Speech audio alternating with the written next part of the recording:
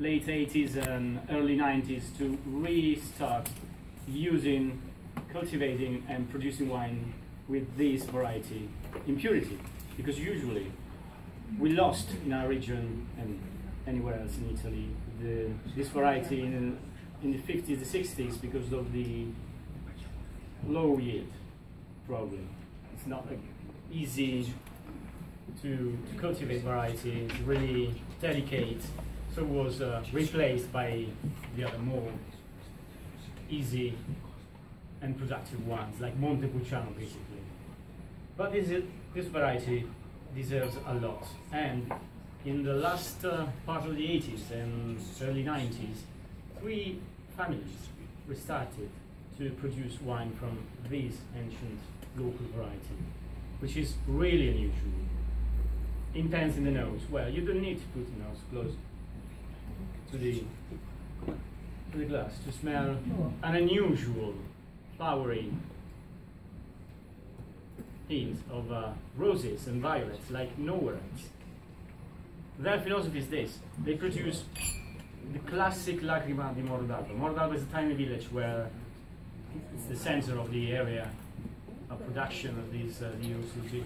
There are just 6 tiny villages and 25 tiny wineries producing this wine from this variety in purity, because elsewhere they use it for adding a touch of on the nose, especially of intensity, of complexity to other in blends to other varieties like Montepulciano and Sangiovese. Well, they started producing again very, very small production, selective production. This is the basic one, the young version.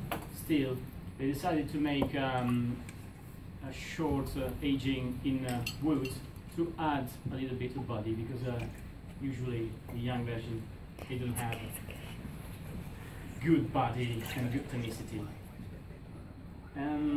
This is the version I prefer. Well, actually, this is the winery I prefer, because if you want to drink this kind of wine, this kind of variety, this is the classic result. Very, very intense in the nose.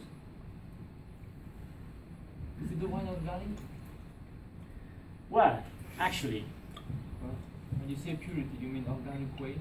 No, purity means 100%. They don't make blends, but they don't have any certification yet. But of course, they produce just a small amount of bottles and no chemicals in the field, in vineyards, and nothing added in the, or almost nothing added during the proceeding in the cellar. They make a version with no added sulfites, which is pleasant as well. And it's not easy to make a pleasant version of with this grape variety without controlling the fermentation, but they managed. And then what you do is this version and 2 more refined versions, in which they managed to add body, persistence and length through the long maceration on the lees, which are in barrique indeed. So taste and flavors from the toasted wood, tonicity from the toasted wood as well, and a richness. They can extract all the flavors from the skin throughout 12-14 months, and that result is astonishing.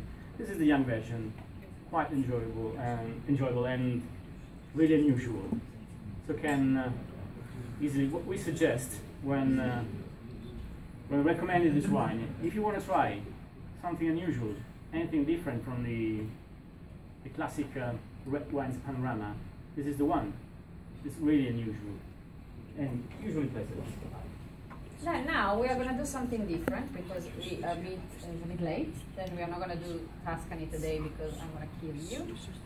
And next time we will have the southern part of Italy, which is a lot easier because there's not a huge quantity of DOCG, and then it's a bit easier to explain.